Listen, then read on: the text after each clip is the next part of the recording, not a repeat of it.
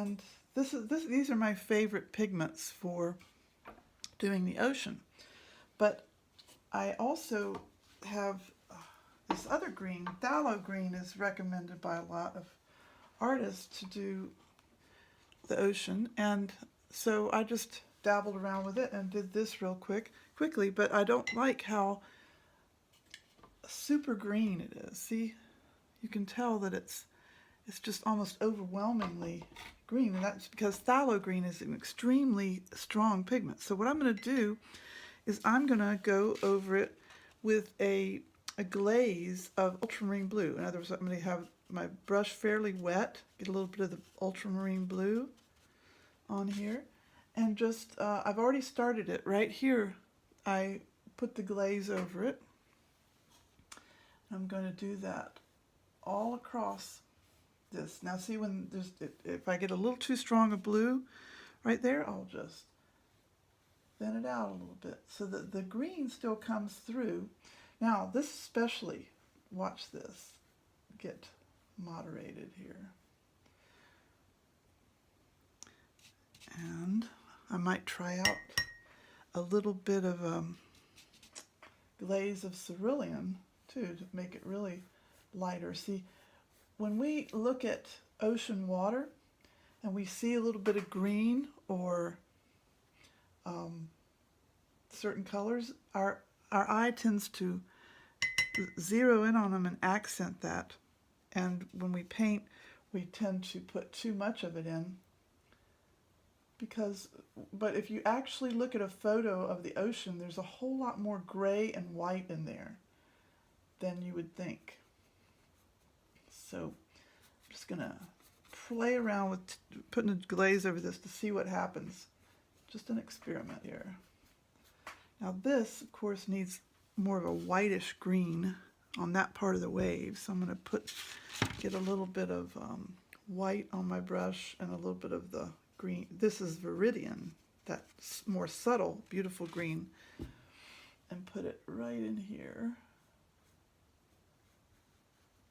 Get a little more white to brighten it up right here. Oh, that's turning into more of a gray, so I'm gonna let it dry. And one way I can just hasten that on, just blot that off, let it dry and go over it with just the right shade of tinged white on the highlight of the coming in wave. Let's see. So get this white here. Now it should be dry. It dries really quickly with acrylic. Do it in the shape of the wave, you know, you just sort of get an idea. It gives it shape. One thing else you notice about the top of a wave, there's usually a little edge of bright reflected light on the top edge of it. So now I'm going to get exactly that. I'm going to find a spot of really clean white on here. Put just a touch of it on my brush. This angled brush works really well for thin straight lines like this, and just go across the top of that wave.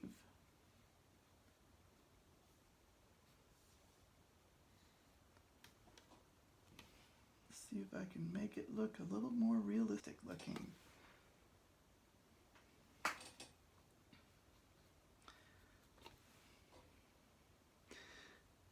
Now, to give a couple of little cute little details like that spray of water that comes off, it's just like really light.